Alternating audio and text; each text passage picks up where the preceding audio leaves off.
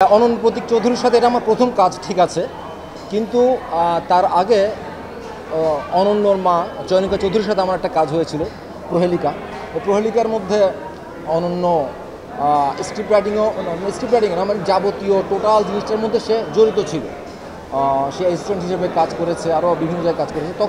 তখন থেকে তার সাথে আমার একটা পরিচয় বা সখ্যতা।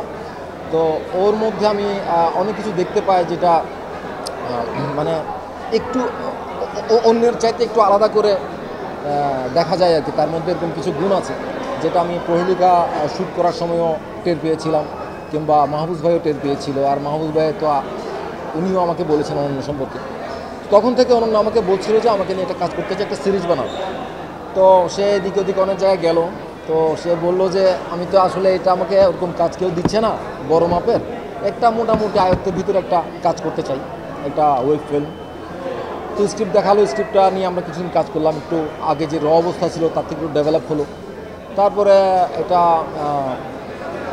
আমরা গত বছর শেষের দিকে করলাম, নভেম্বরে মনে হয়। তো এই আর কি, এটা হচ্ছে যে তার সাথে কাজের অভিজ্ঞতা খুবই চমৎকার। সেই কথাটা শুনে বা আমরা আলাপ করতে পারি। অনেক সময় তো ডিরেক্টরের সাথে অ্যাক্টর বা অ্যাক্ট্রেসদের একটু দূরত্ব থাকে, বিভিন্ন বাধা থাকে, ওই জিনিসগুলো আমি তার মধ্যে পাই নাই আর কি। সে আমাকে যথেষ্ট, শুধু আমাকে না, অন্যান্য চরিত্র যারা কাজ করেছেন, ইকবাল ভাই, তারপরে সেতু, দীপা খন্দকার, পার্থ, সবাইকে দেখলাম যে বেশ একটা ফুর্তি নিয়ে কাজটা করতে পারছি। আমরা দেখতে পাই নয়া নোটের যে ট্রিজার, ট্রেলার বা পোস্টারের মধ্যে আমরা যা দেখেছি, ওখানে ওই ক্যারেক্টারটা বলছে যে কেউ 5 টাকার জন্য হাত পাতে আর কেউ কোটি টাকার জন্য হাত পাতে। আসলে আমরা কিন্তু একটু লক্ষ্য করলে দেখতে পাই, এটা আমাদের দেশের বিভিন্ন যে কোনো কিছু ক্ষেত্রে দেখতে পাই যে আসলে আমরা হাত পাতি।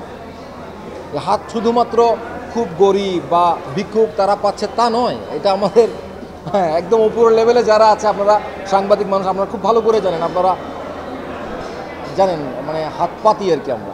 কিন্তু আমরা এটা স্বীকার করতে চাই না, এটা হচ্ছে যে সবচেয়ে খারাপ দিক। আমরা হাত পাতি। এখন হাত পাতা, আপনি ভালো কাজের জন্য হাত পাতেন, ওটাও আপনাকে দিবে, জনগণ দিবে, মানুষে দিবে, বসে দিবে। তো আমরা আসলে হাত পাতার পরেও ওইটাকে একটু ইউটিলাইজ যদি করতে পারি, তাহলে হয়তো হাত পাতাটা সার্থক হবে আর কি। আর না হলে এই সারা জীবন ভিক্ষা করে যেতে হবে। এই চরিত্রটা আমাদের সমাজ রাষ্ট্রের মধ্যে খুব চেনা, খুব দেখা একটা চরিত্র। এটা আমরা রাস্তাঘাটে দেখি। আমরা এ পর্যন্ত টিজার ট্রেলারে যা দেখতে পেয়েছি, দেখা যাচ্ছে একটা লোক ভিক্ষা করছে, তাকে ছেঁড়া ফাটা লোক নোট দিচ্ছে মানুষের। এবং কিছু কিছু জায়গায় আমরা এটাও দেখতে পাই যে সে নতুন একটা নোট পেয়ে খুব খুশি হয়েছে, এবং এটার নামই হচ্ছে নয়া নোট। তো সব কিছু মিলে সমাজের একদম নিম্ন স্তরে বাস করা একটা মানুষ, এই মানুষটার জার্নিটা আমরা এখানে দেখতে পাবো। তো এই জার্নিটা এমন নয় যে খুবই অবাস্তব একটা জায়গা থেকে, এটা খুবই বাস্তব। এটা নিয়ে আগে অনেক ধরনের গবেষণা হয়েছে, আপনারা আজকের স্ক্রিনিংয়ে হয়তো তখন দেখতে পাবেন। আর মেসেজ আসলে সব জায়গা থেকেই পাওয়া যায়। এই যে আমরা এখানে দাঁড়িয়েছি, এখানেও মেসেজ আছে। এখন মনে করেন অর্থের কথা, যেহেতু এখানে অর্থ নোট খুব কানেক্টেড, একটা মানুষের অনেক ধরনের খারাপ অবস্থা থাকে, একটা পর্যায়ে তার স্ট্রাগলিংয়ের মাধ্যমে বা বিভিন্ন মাধ্যমে সে মোটামুটি একটা জায়গায় হয়তো যায়ও, কিন্তু যাওয়ার পর আবার কেন স্খলন ঘটে। কারণ আমাদের নেচারই হচ্ছে আমরা আরও চাই, আরও চাই, আরও চাই।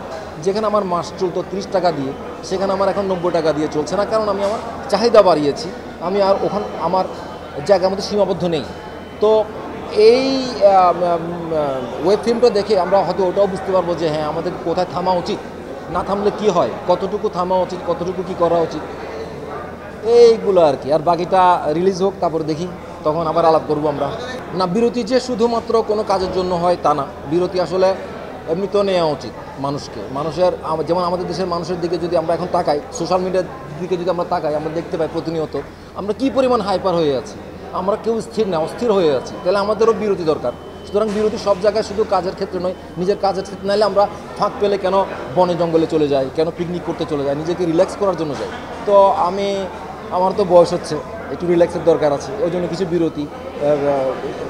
সংসার ধর্মের সাথে বা স্ত্রী কন্যা পুত্রের সাথে একটু সময় দিই, এই কারণে বিরতি। আর আমি মানে প্রতিনিয়ত কাজ করা হয়ে ওঠে না, করে উঠতে পারি না, এটা আমার লিমিটেশন, ওই জন্য কিছু বিরতি আর কি। না, চিনতে পারেনি, আমি তো ফার্ম গেটে ভিক্ষা করে প্রায় 400-500 টাকা কামিয়েছি এটার শ্যুট করতে গিয়ে। চিনতে পারার কথা না, এটা লুক তো চেঞ্জ ছিল, মাথায় একটা উইক ছিল। স্বাভাবিকভাবেই অবশ্যই একটা ভালো লাগার জায়গা আমার অ্যালেন শোভনের সাথে আছে শিহাব শাহিনের মাধ্যমে। কারণ অ্যালেন শোভনকে তো আমি চিনি না, অ্যালেন শোভনকে আমাকে চিনিয়েছে শিহাব শাহিন তার প্রথম ওয়েব সিরিজ সিন্ডিকেটের মাধ্যমে। মানে অ্যালেন শোভনকে প্রথম দেখা যায় সিন্ডিকেটে, তারপরে আমরা ওখান থেকে অ্যালেন শোভন 1 পাই, 2 পাই, আর 3 বা পরবর্তী পর্বের কথা আমি জানি না, এটা ডিরেক্টর বা স্ক্রিপ্ট রাইটার বা যারা চরকি ওনারা ভালো বলতে পারবেন। অ্যালেন শোভনের সাথে আমার খুব ভালো লাগে, অ্যালেন শোভনকে আমার খুব ভালো লাগে। আমি এমনিতে অ্যালেন শোভনকে দেখি, তার রিলসও দেখি, এই আর কি। একটা ভালো লাগা তো আছেই ওখানে। হ্যাঁ, ওখানে যে ক্যারেক্টারটা ওইটাও কোনো একটা অঞ্চলের ভাষায় কথা বলে, যেটাকে আমরা এমনি কথ্য ভাষা বলি, সাধু ভাষা ন কিংবা কিংবা নির্দিষ্ট কোনো অঞ্চলের না, আমার কোন আঞ্চলিকতার ভাষা।